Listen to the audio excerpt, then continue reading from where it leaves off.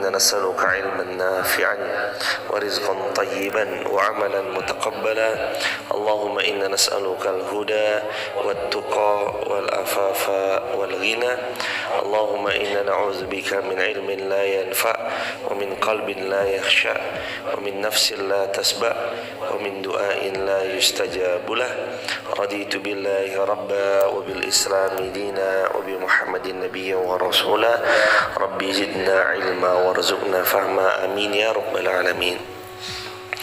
Mari kita tilawah Al-Baqarah ayat 216. A'udzu billahi minasy syaithanir rajim. 1 2 3. A'udzu billahi minasy syaithanir rajim. Bismillahirrahmanirrahim.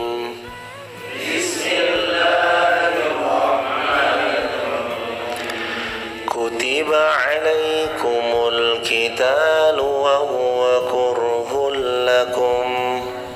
Kutiba alaikumul qitalu wa huwa kurhul lakum. Wa asa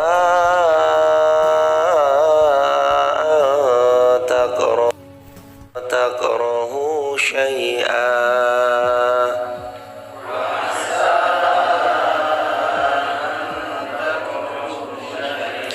wa huwa khairul lakum wa asa an tuhibbu syai'an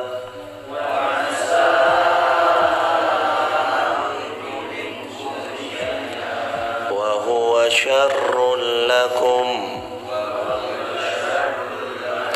wallahu ya'lamu wa antum la ta'lamun.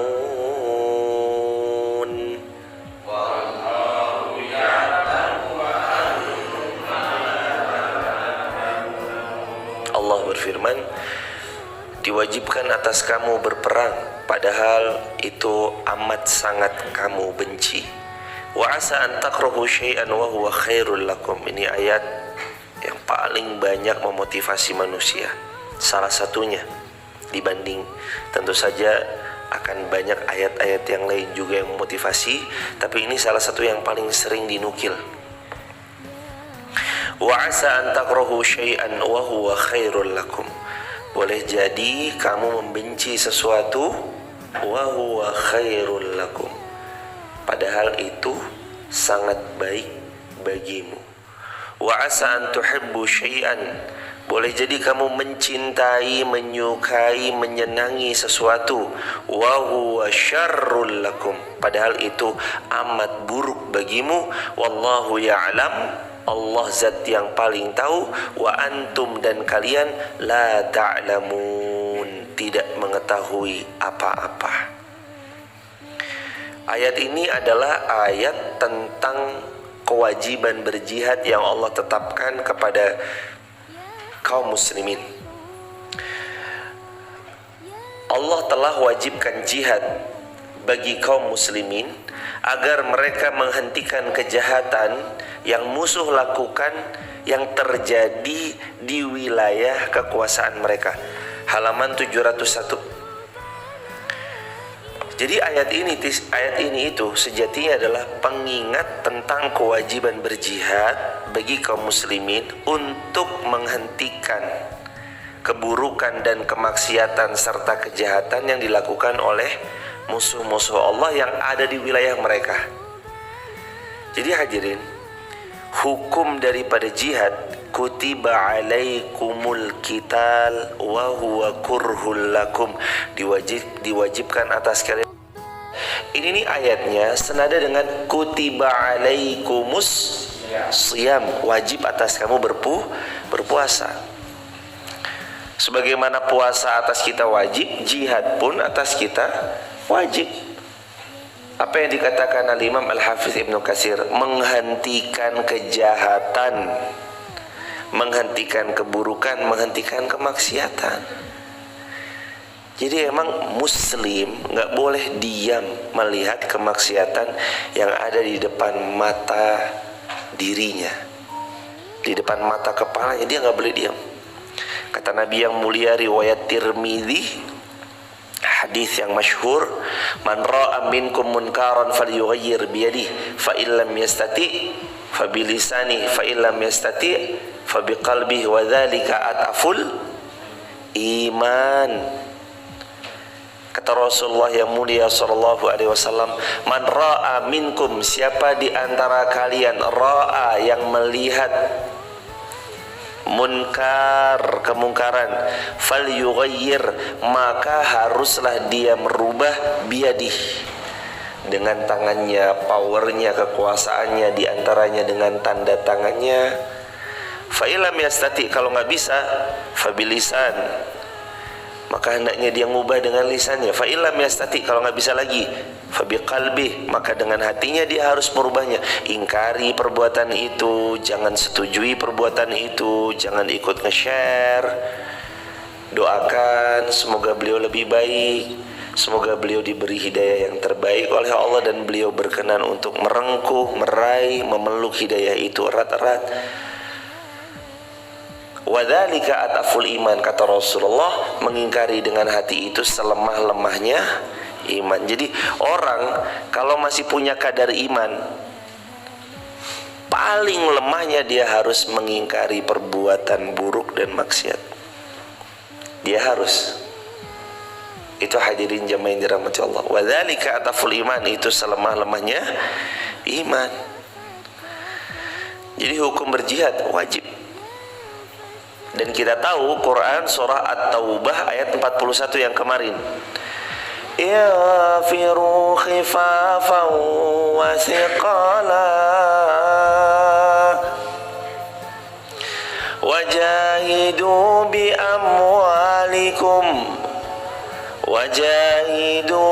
amwalikum wa anfusikum fi sabilillah.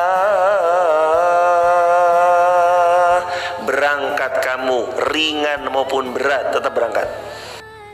Wajahidu bi amwalikum, dan berjihadlah kalian semua dengan harta yang kalian miliki, wa anfusikum, dan dengan jiwa yang kalian punyai, fi sabilillah, untuk di jalan Allah.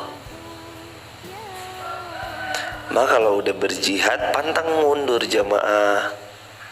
Kan kalau udah berjihad nggak boleh mundur, kecuali untuk mengatur strategi toh. Tapi mundur boleh nggak? Nggak boleh mundur. Anda punya kewajiban, kita semua punya kewajiban berjihad. Jihad itu ya bersungguh-sungguh di jalan Allah. Apapun bidangnya hari ini, kita sama-sama bisa berjihad. Coba siapa di antara kita yang jadi pengusaha bisa berjihad? Bisa, dengan hartanya mereka berjihad. Coba siapa di antara kita yang punya ilmu bisa berjihad? Bisa, dengan ilmunya yang mereka ajarkan. Ana al-laili wa ana an-nahar. Malam diajarkan manusia, siang diajarkan manusia, pagi, siang, sore, malam ilmunya diberkahi oleh Allah dan diajarkan dia atas ilmu yang Allah titipkan padanya kepada manusia, dan dia mengajarkan itu kepada manusia. Mereka berjihad. Makanya saya ulangi kalimatnya, sama seperti kemarin. Setiap kita punya peran masing-masing untuk agama Allah. Tulis di kolom komentar sahabat, setiap kita punya perannya masing-masing untuk agama Allah. Ada yang berperan melalui pendidikan, ada yang berperan melalui kesehatan, ada yang berperan melalui ekonomi, ada yang berperan melalui politik, ada yang berperan macam-macam perannya. Pakai, selama Allah karuniai, titipkan kepada kita amanah bisa berperan, pakai, gunakan untuk memberantas kemaksiatan, kejahatan. Karena kalimatnya kutiba alaikumul qitalu wa huwa kurhul lakum. Allah wajibkan atas kalian untuk berjihad walaupun kalian gak suka, tapi wajib untuk mengenyahkan kejahatan, memberantas ketidakadilan. Kita masuk ke kalimat berikutnya. Wa'asa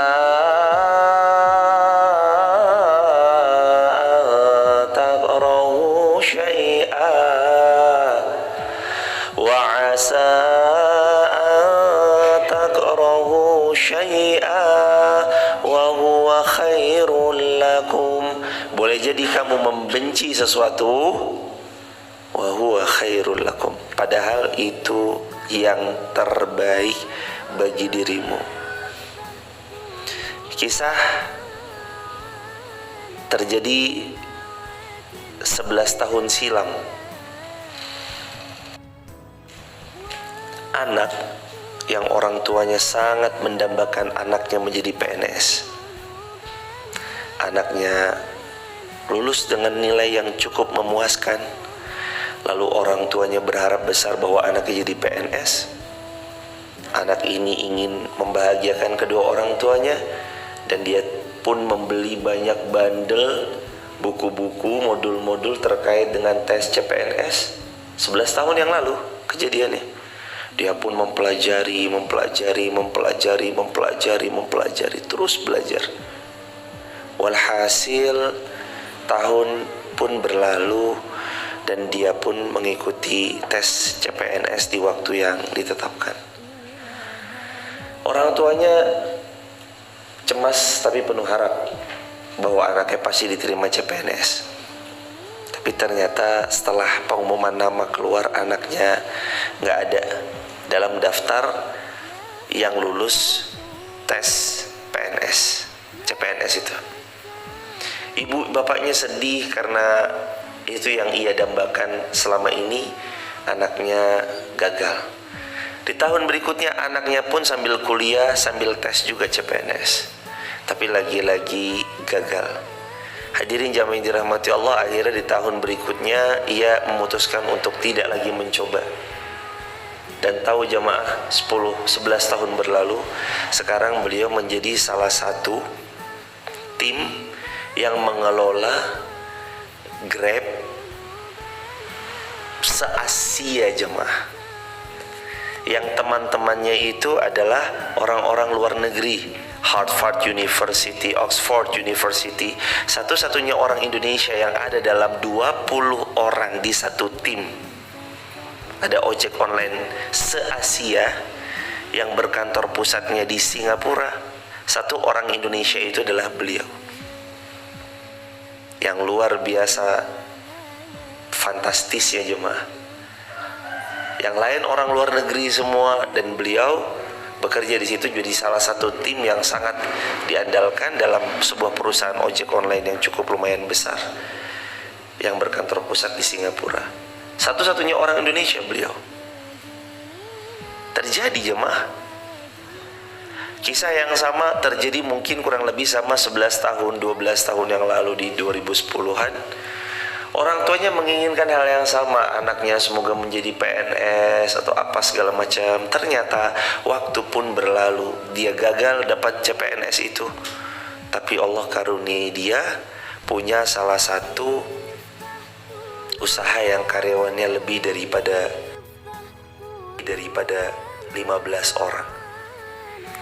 Allah tahu yang terbaik buat kita, meskipun awalnya kita agak-agak sulit menerimanya. Allah tahu yang terbaik buat kita, meskipun awal-awalnya harus diterima dengan derai air mata. Allah tahu yang terbaik buat kita, meskipun pada awalnya kita nggak suka, tapi Allah pasti kasih yang terbaik, nggak mungkin nggak. Hadirin, kita boleh gagal, tapi nggak boleh kehilangan yakinnya kita sama Allah. Kita boleh kecewa dengan apa yang terjadi, tapi nggak boleh kita terus meratapi. Kita harus bangun baik sangka kepada Allah. Lagi kita mah aneh jemaah, mohon maaf ya. Lagi kita mah kadang aneh. Allah membahagiakan kita begitu banyaknya, satu kesedihan hadir dalam kehidupan, seolah Allah seperti tak pernah memberikan kebahagiaan dalam hidup kita. Padahal kebahagiaan yang Allah kasih lebih banyak daripada masalah yang Allah uji. Yarhamukallah. Lagi kadang kita mah aneh juga hadirin. Apa anehnya? Allah kasih kebaikan yang begitu banyaknya, satu Allah titipkan ujian, kita mempertanyakan, di mana keadilanmu ya Allah? Kok aneh sih? Allah kasih kita banyak kebaikan, satu aja Allah uji, kita bertanya-tanya, Di mana keadilanmu ya Allah untukku? Loh, di mana keadilannya Allah? Allah alaihissallahu bi ahkamil hakimin. Allah hakim yang paling adil, nggak usah ditanyakan, nggak usah diragukan kemahaadilan Allah, karena Allah pasti maha adil.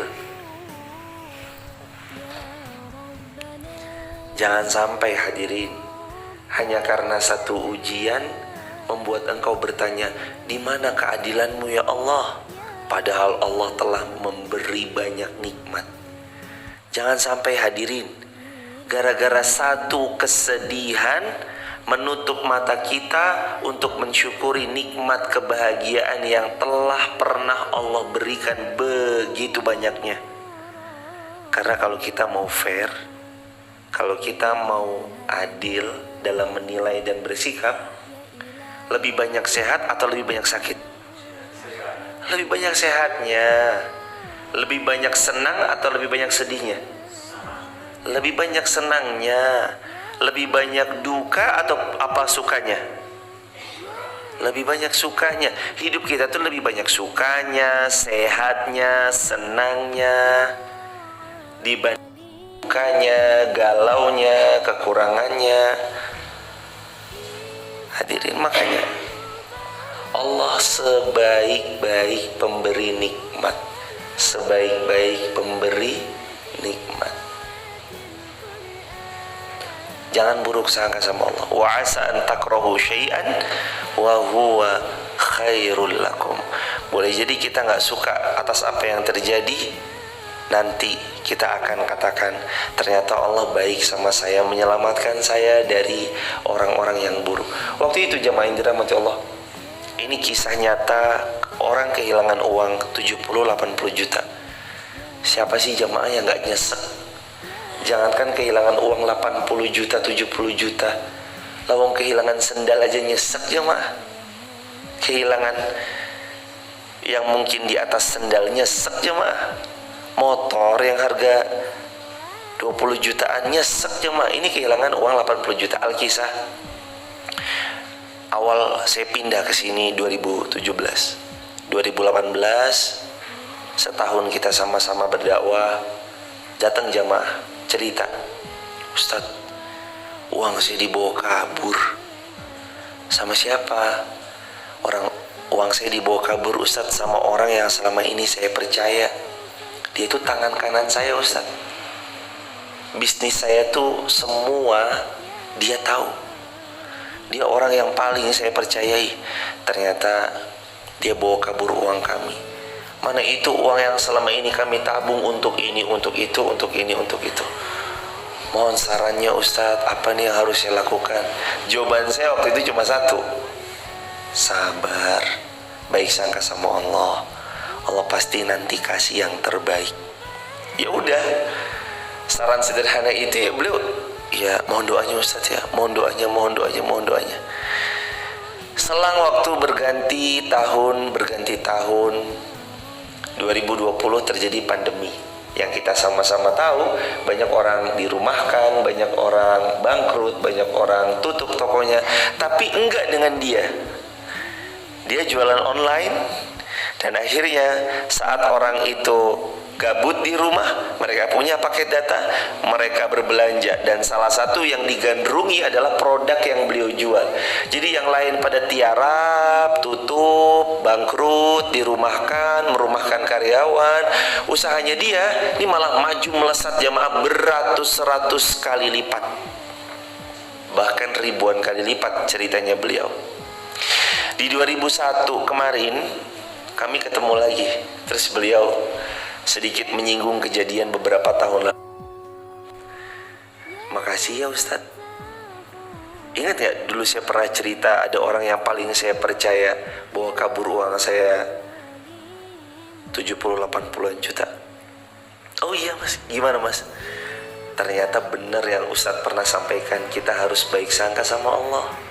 Loh emang kenapa mas?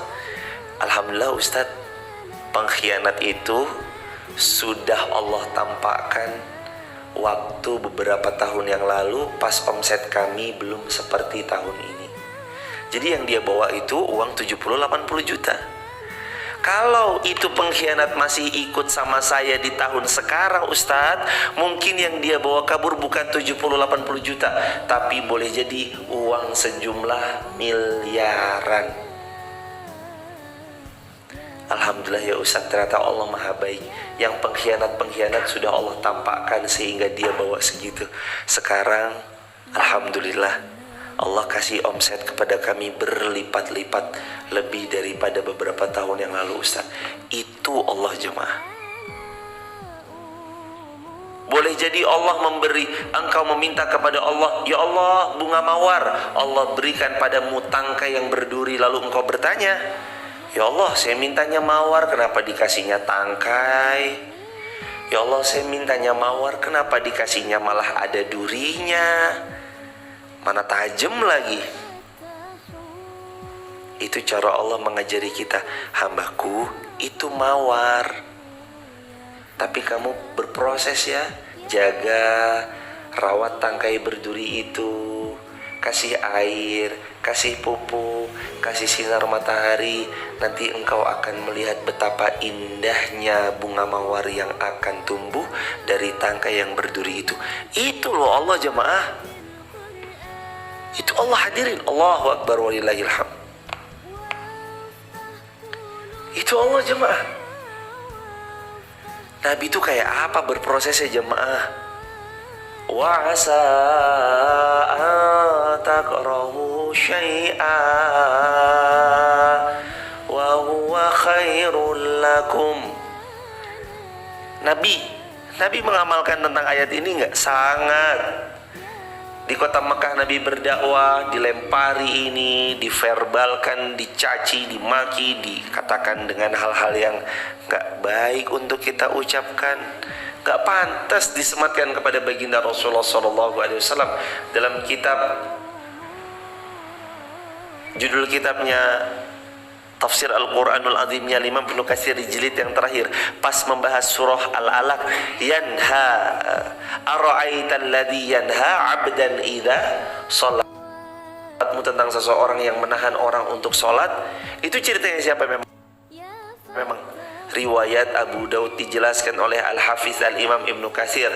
Beliau meriwayatkan nukilan riwayat Abu Daud bahwa Rasulullah ketika itu sholat di dekat Ka'bah, lalu leher beliau hendak diinjak oleh Abu Jahal. Coba. Tapi apakah Nabi mutung dalam berdakwah? Gak, maju terus.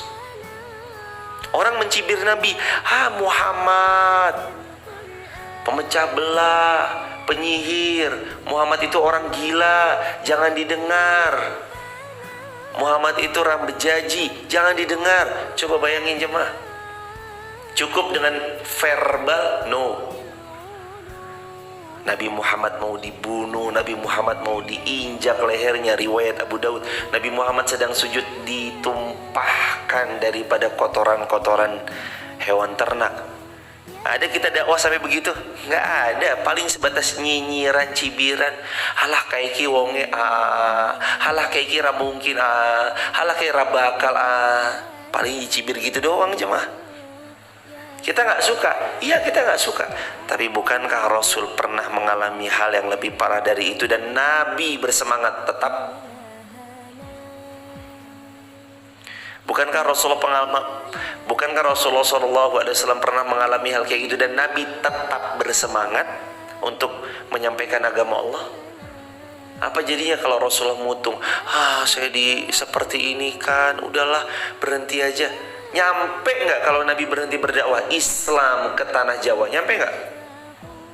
Nggak nyampe. Kalau ke tanah Jawa aja nggak nyampe, apalagi ke Wonosobo jemaah, apalagi ke desa Garung jemaah, nggak nyampe. Itu karena perjuangannya Rasulullah. Rasulullah di Taif kayak apa jemaah? Nggak suka. Siapa sih manusia yang suka dilemparin? Semua nggak suka. Tapi Nabi baik sangka kepada Allah. Allahumma gfirli qaum fa innahum qaumun la ya'lamun. Ya Allah, ampuni kaum itu yang ada di Taif, mereka nggak tahu. Ya Allah, dari anak cucu mereka hamba meminta kepadamu ya Rabb, anak cucu mereka akan menjadi penyembahmu ya Allah. mereka akan sujud mengagungkanmu ya Allah. Itu loh hadirin, itu namanya wa huwa khairul lakum.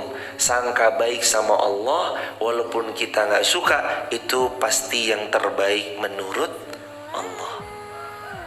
Ada banyak koleksi-koleksi kisah yang kayak gini tuh, ada banyak jemaah. Nggak jauh dari itu, saya tes Madinah 5 kali loh jemaah. Saya rasa nggak banyak orang yang tes Madinah sebanyak 5 kali, kalaupun ada tapi terbatas. Saya tes masuk Madinah 5 kali. 2011 gagal, 2012 gagal, 2013 gagal lagi, 2014, 2015 saya tes langsung datang ke Universitas Islam Madinah, langsung datang ke sana, langsung datang ke Jamiah, ke kampus, langsung tes di Madinah sambil umroh 2014, 2015. Teman-teman menyemangati karena ada banyak pondok-pondok saya dan pondok kawan-kawan kami yang sudah tembus ke sana, menjadi mahasiswa sana. Mereka menyemangati, tenang aja Fan, orang tuh kalau udah sampai sini jauh-jauh, pihak kantor, pihak jamiah tuh menganggapnya berarti kamu benar-benar serius, sungguh-sungguh, kemungkinan diterimanya akan jauh lebih besar. Tenang aja. 2014 tes di sana, 2015 langsung datang ke sana, diterima? Enggak, ditolak. 5 kali tes ditolak jemaah. Kemudian 2015 saya menikah, sudah gak kepikiran lagi, karena orang udah nikah pikirannya udah beda jemaah. Padahal dulu hal yang paling kami inginkan. Sedih? Sangat. Nggak pernah patah urusan dunia, apalagi urusan cewek, nggak pernah. Tapi begitu ketolak Madinah, itu patah hati kami yang paling besar. Karena itu kayak impian banget dulu dari zaman pesantren Mu'alimin Jogja. Ustadz Ridwan Hamidi, LCMA, MPDI, beliau menyemangati kami. Ustadz Ruslan Faryadi, MAG, Ustadz Doktor, banyak gurunda-gurunda kami di Mu'alimin yang menyemangati. Lalu terus kemudian 5 kali tes, Allahu Akbar, gagal. Gak apa-apa jemaah,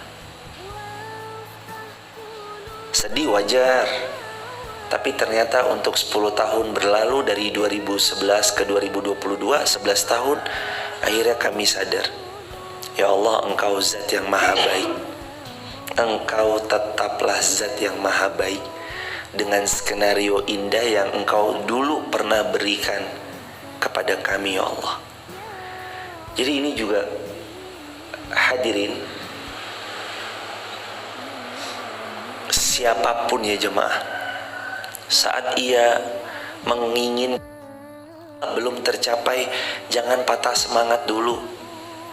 Kita boleh gagal masuk universitas, mungkin gagal di sekolah ternama, mungkin belum berhasil diterima kerja, mungkin belum lulus diterima tes CPNS. Tapi satu hal yang gak boleh hilang dari diri kita. Apa? Yang gak boleh hilang dari kita adalah baik sangka kepada Allah. Oh, hari-hari itu ditolak Madinah, patah jamaah. Impian patah. Duh, pengen banget sekolah di sana. Allahu Akbar, ternyata untuk kemudian Allah mengatakan, kamu bisa kok bolak-balik Madinah kapanpun yang kamu mau, kamu bisa. Dan aku undang kamu rutin ya setiap tahun. Itu cara-cara Allah jemaah. Untuk menyampaikan ilmu ternyata gak harus alumni dari sana, alumni daripada kampus lain pun juga nggak apa-apa. Alumni UIN, alumni UMY, alumni UMS, silahkan menyampaikan ilmu di masyarakat, nggak apa-apa. Nggak harus alumni sana. Kalaupun alumni sana nggak apa-apa, bagus. Sahabat-sahabat kami pun juga sama. Dan jamaah tahu yang paling berat saat dimana saya punya sahabat, semoga Allah merahmati beliau. Kami itu bareng, kita berjuang bareng, kita les bahasa ke Pare bareng, kita berjuang bareng, kita sering daurah tuh bareng terus. Pada saat 2013 penerimaan nama mahasiswa, namanya keluar, nama saya enggak. Wah, itu patah sepatah-patahnya. Nama beliau keluar, teman seperjuangan nih, nama saya enggak. Wah, patah sepatah-patahnya. Dan tanggal 2 April 2014 saat beliau berangkat, saya melepas beliau untuk berangkat kuliah di Madinah, sedangkan saya waktu itu hanya menjadi penonton yang melepas kawan saya. Tapi sedikit pun jemaah, sedih ada pasti, tapi sedikit pun saya nggak pernah nggak pernah ngerasa nggak enak sama beliau, enggak. Tapi saya bilang, ya Allah terima kasih teman saya duluan ke sana, ya Allah terima kasih beliau duluan kuliah di sana, insya Allah nanti saya akan silaturahmi ke sana. Ada teman saya udah di sana duluan. Terus baik sangka, dan saya support, dan kita saling support. Itu loh jemaah yang mahal di situ. Banyak orang mungkin sahabatnya diterima, terus dia putus hubungan sahabatnya. Kalau kami enggak, kami justru malah saling menyemangati. Gak apa-apa Van, lu di Indonesia aja Van, udah lu belajar.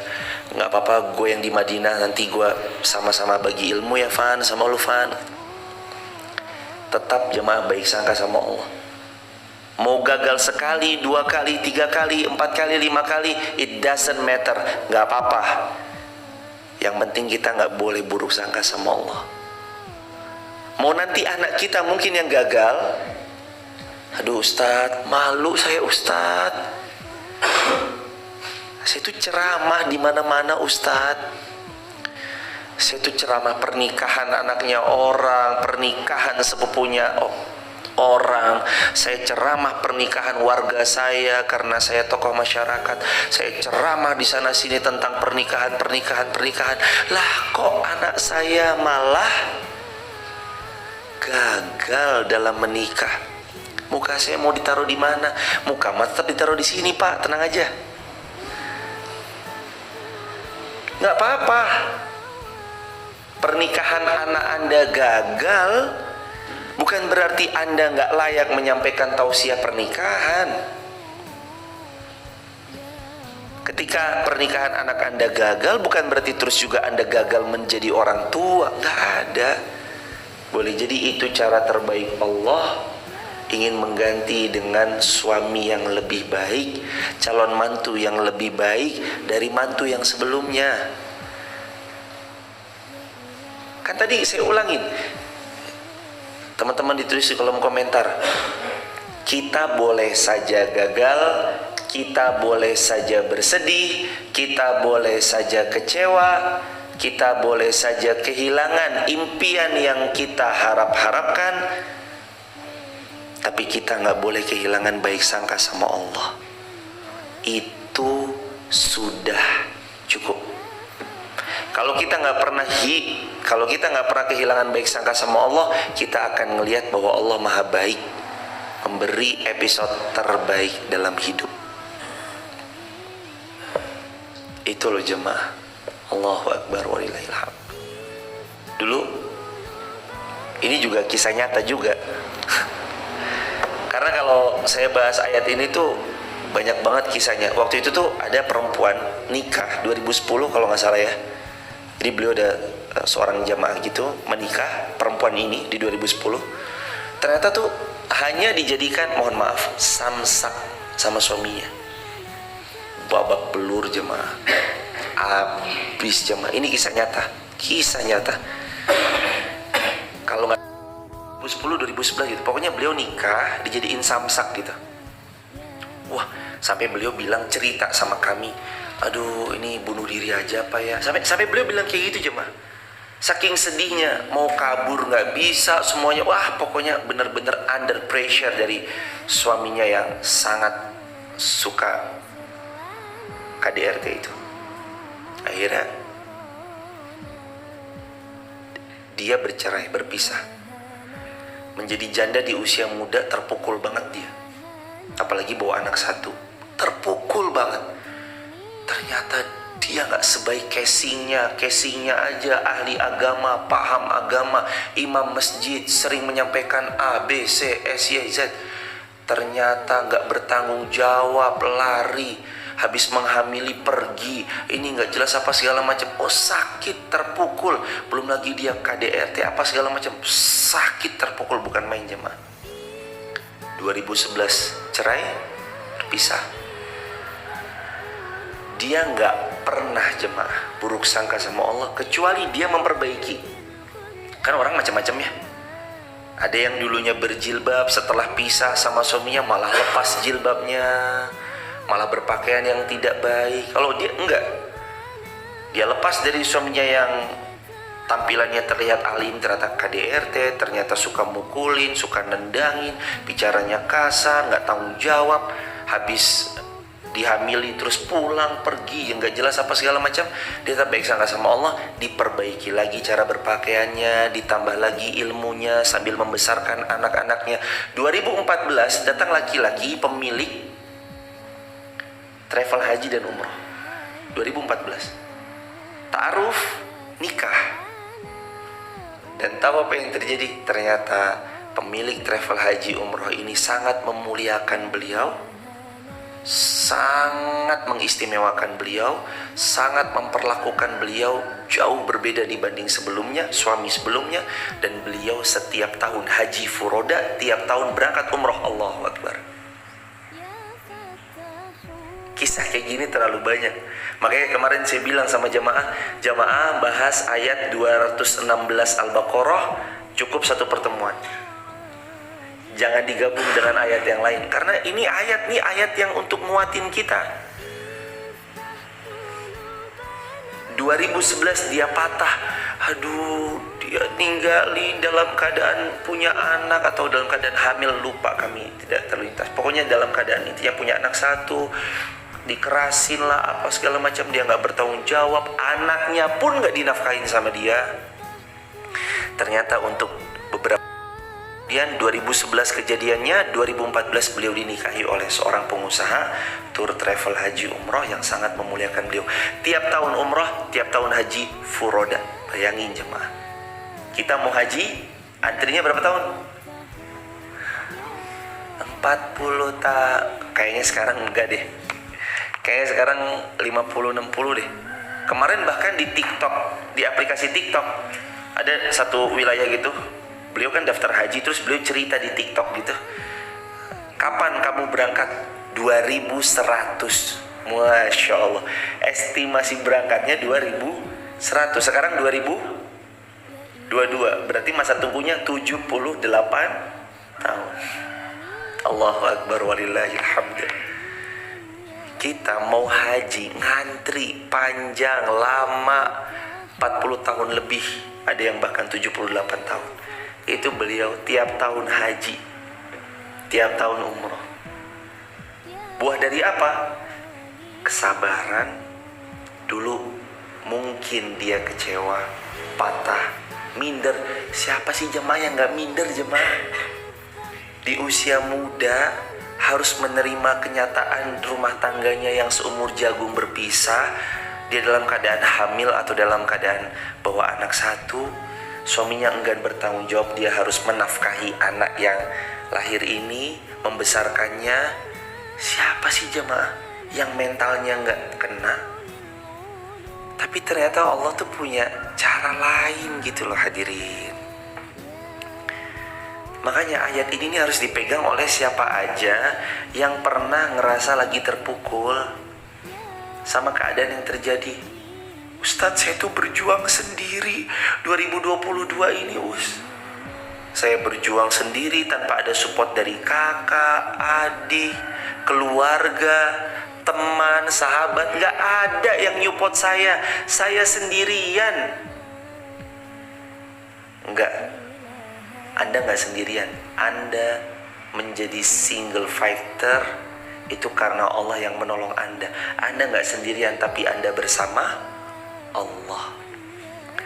Wa asa takrahu syai'a wa asa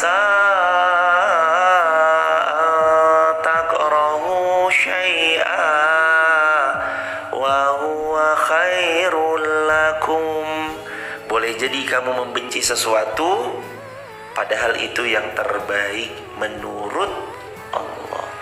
Yang terbaik menurut Allah, ya kamu harus digagalkan 5 kali tes. Yang terbaik menurut Allah, kamu gagal tes CPNS. Yang terbaik menurut Allah, rumah tanggamu porak-poranda. Yang terbaik menurut Allah, kamu di PHK. Yang terbaik menurut Allah, kamu harus melewati yang namanya kebangkrutan. Yang terbaik menurut Allah, ada orang yang paling kamu percaya terus membawa uangmu kabur 80 juta di tempo hari lalu. Yang terbaik menurut Allah, itu loh kisah-kisah, kumpulan kisah-kisah yang tadi saya ceritain.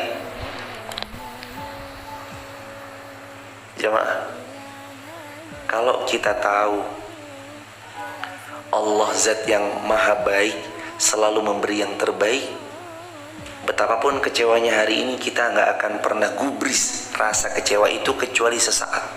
Manusiawi sesaat kan, ya Allah, astagfirullah, ya Allah, kenapa? Lagi mau ngomong kenapa, langsung dipotong sama dia. Ya Allah, Allah pasti kasih yang terbaik. Langsung aja, shortcut begitu jemaah.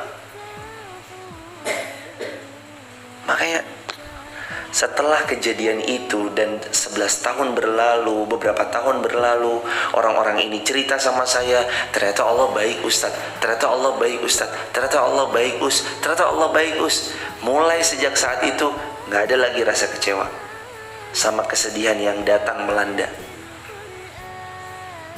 Ada orang minjem duit yang nggak dibalikin 12 juta, ya udah,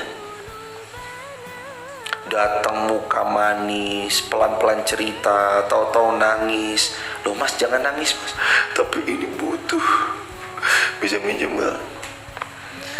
Mana saya tahu dia orang dekat, dia orang soli, postingannya postingan selalu baik. Nggak menyalahkan postingannya juga, nggak menyalahkan kesalihannya juga, tapi setidaknya harusnya dari kesalihan postingan yang dia posting itu merepresentasikan bahwa dia harus bayar hutang. November 2020 hutang 12 juta sampai sekarang nggak dibayar. Itu terjadi. Tapi setelah kita tahu cerita-cerita, oh tenang aja, besok dibayar lunas. Ada orang menipu, ada orang culas, diamanahi sesuatu. Terus ceritanya tadi, ingat nggak ceritanya yang orang jamaah 2017-2018 itu, yang ternyata dibawa kabur uangnya 80 juta. Setelah saya dengar cerita itu, terus dia cerita, Allah ganti ustadz yang lebih baik, untung pengkhianat itu keluar. Sekarang kalau ada yang mengkhianati, dikasih amanah terus pergi, dikasih amanah terus dia curang, culas, berkhianat, gak usah khawatir, santai aja. Oh, ini pasti Allah mau ngasih yang terbaik. Tulis di kolom komentar teman-teman, bukan musibah tapi anugerah. Tulis di kolom komentar, buat orang beriman namanya bukan musibah tapi anugerah. Silakan caps lock, tulis gede-gede, tulis dibesarkan. Buat orang beriman namanya bukan musibah tapi anugerah. Anugerah. Yang gagal nikah, aduh banyak cerita kalau kayak gini mah jemaah. Gagal nikah malu, ya Allah, undangan udah kesebar, catering udah di DP, gedung udah di booking, tanggal udah pasti. Saya itu udah ngosongin jadwal loh. Lah kok malah batal nikah? Nih muka saya mau ditaruh di mana? Ya muka mah tetap di sini, tenang aja hadirin. Baik sangka sama Allah, lebih baik dikasih tahu sebelum menikah daripada setelah nanti menikah terus kemudian menyesal. Lebih baik dikasih tahu nih sekarang nih. Gimana orangnya? Hamin tiga jemaah. Hamin 3 sebelum menikah ketahuan bahwa pasangannya, na'udzubillah, calon pasangannya berselingkuh dengan perempuan lain. Akhirnya dia mengambil keputusan tidak melanjutkan. Untuk kemudian patah, ya manusiawi. Kecewa, iya, manusiawi. Sedih, iya, manusiawi. Tapi Allah ganti dengan yang jauh lebih baik dari yang sebelumnya. Hadirin jamaah yang dirahmati Allah, ada banyak kisah tentang ayat ini yang nyata-nyata di hadapan kita. Bukan untuk menakut-nakuti, enggak ya jamaah. Bukan untuk terus kemudian sedih terlalu berlama-lama, enggak. Justru ayat ini memotivasi kita. Jatuh, ayo bangun lagi. Gagal, ayo coba lagi. Terpelanting, hei ayo bangkit lagi, jangan lama-lama. Semangat, ikhris. Kita tuh nggak boleh meratap terlalu lama, sedih terlalu lama, cibiran orang didengar terus, masa lalu yang kelam dilihat terus. Jamaah yang dirahmati Allah, masa lalu itu untuk diambil pelajaran, bukan untuk diratapi terus menerus. Masa lalu untuk diambil pelajaran, bukan diratapi terus-terusan. Mobil itu loh, kaca depannya lebih besar, spionnya lebih kecil, karena untuk menengok ke belakang lalui kaca spion cukup sesekali saja. Fokus kita ke layar yang besar, ke kaca yang besar. Fokus nyetir pandangan mata ke depan. Bisa nyetir gak kalau pandangannya ke spion terus? Nabrak. Udah, yang lalu tutup. Ridholah atas apa yang Allah tetapkan. Nabi pernah bersabda, riwayat Muslim, dan kita tahu hadisnya kemarin bersama-sama, kita belajar hadisnya bersama-sama. Kata Nabi yang mulia SAW, barang siapa yang ridho kepada ketetapannya Allah, Allah ridho sama dia. Insya Allah. Bukankah kita mau jadi hamba yang Allah ridho sama kita? Iya. Apa syaratnya? Engkau harus ridho kepada takdirnya Allah. Kita ini harus ridho sama takdirnya Allah jemaah. Jangan sampai nggak ridho. Dah, tutup buku, tutup masa lalu, tutup kesalahan kita di tempo yang telah berlalu. Kegagalan nggak boleh membuat kita terus merasa gagal. Kadang-kadang kita perlu menyendiri, bukan untuk menyalahkan diri. Enggak.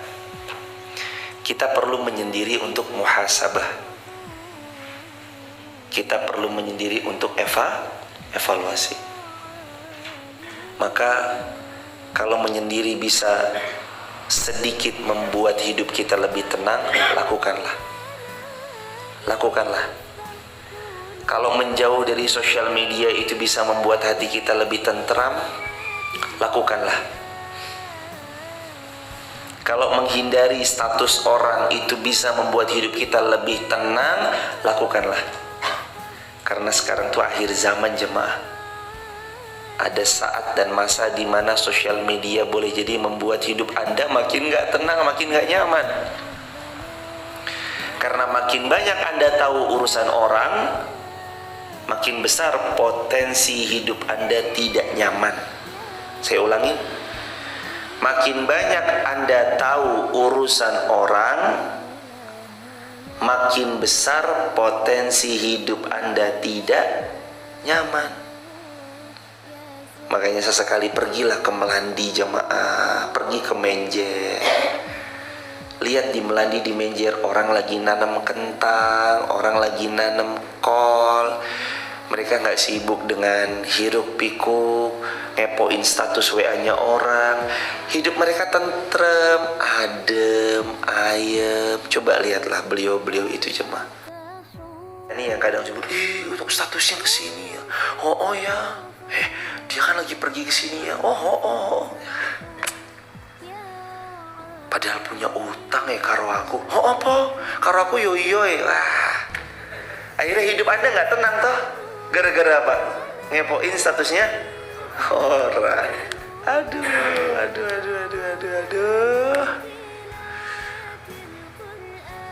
Makanya hadirin yuk, jaga hati, bersihkan hati. Orang-orang yang beruntung, orang-orang yang bakalan sukses, itu kan Al-Quran punya polanya. Jadi kebaca Oh, ini orang kalau mau evaluasi bakalan sukses nih. Oh, ini orang kalau mau muhasabah bakalan sukses nih. Kenapa? Karena itu rumus Quran. Qad aflaha man zakkaha wa qad khaba man dassaha. Sungguh pasti aflah. Apa aflah? Pasti beruntung, pasti sukses. Man zakkaha, orang-orang yang mau zakkaha, mensucikan diri, mengintrospeksi diri, memuhasabah diri. Jadi kalau kita hidupnya sering evaluasi, pasti sukses. Wa qad khaba man dassaha. Dan sungguh rugi orang-orang yang gak mau introspeksi diri. Rugi dia. Rugi serugi-ruginya. Jamaah, ayo baik sangka sama Allah. Gagal, coba lagi. Jatuh, bangkit lagi. Sedih, sebentar aja, jangan lama-lama. Impian besar kita mungkin saja boleh hilang, tapi kita gak boleh kehilangan Allah dalam hidup kita. Kita gak boleh kehilangan baik sangka kita kepada Allah dalam menjalani setiap episode hidup kita. Terus baik sangka, terus perbaiki diri, perbaiki apa yang bisa diperbaiki, rubah apa yang bisa dirubah, banyak-banyak beristighfar, banyak-banyak bersedekah, banyak-banyak duduk di majelis ilmu, bersamai circle-circle yang baik. 2023 insyaallah kita sambut dengan kegemilangan atas pertolongan Allah. Barakallahu fikum. Subhanakallahumma bihamdika asyhadu an la ilaha illa anta astaghfiruka wa atubu ilaik. Dan terakhir, wallahu ya'lamu wa antum la ta'lamun. Allah zat yang paling tahu, sedangkan kalian tidak tahu apa-apa. Rencana Allah, tulis di kolom, di caps lock besar-besar, rencana Allah pasti yang terbaik. Ditulis di kolom komentar, di caps lock yang besar, fontnya font yang besar, rencana Allah pasti yang terbaik. Barakallahu fikum. Mari kita buka sesi tanya jawab. Terima kasih sahabat yang sudah membersamai. Paket data kuotanya yang sudah dikorbankan, direlakan untuk sama-sama belajar di pagi ini. Semoga Allah menggantinya dengan surga tanpa hisab. Terima kasih juga atas gift-giftnya yang sudah dihadirkan membersamai dalam kajian subuh syuruk ini. Semoga Allah menghadiahkan surga tanpa hisab untuk jamaah semua dan untuk kita semua dan untuk kaum muslimin dimanapun berada, bersaudara di dunia, bersaudara sampai surga. Amin ya rabbal alamin.